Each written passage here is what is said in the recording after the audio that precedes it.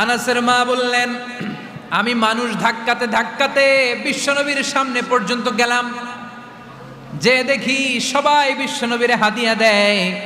আমি বিশ্বনবীর সামনে যে কাঁদো কাঁদো সরে বললাম, ইয়া রাসূলুল্লাহ, ইয়া হাবিবাল্লাহ, ও নবী, আমি দেখতে পেয়েছি আনসারী এমন কোন নারী নাই, এমন কোন পুরুষ নাই যে আপনাকে আপনার হাতে কোনো না কোনো হাদিয়া দেয় নাই।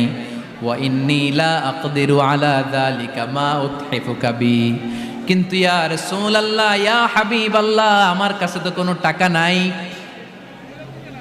আমার কাছে কোনো পয়সা নাই, আমার ঘরে এমন কোনো জিনিস নাই যেই জিনিসটা আমি আপনারে হাদিয়া দেব, ইল্লা ইবনি হাদা, আমার এই নাড়ছেড়া ধন কলিজার টুকরা সন্তান আনাস ছাড়া।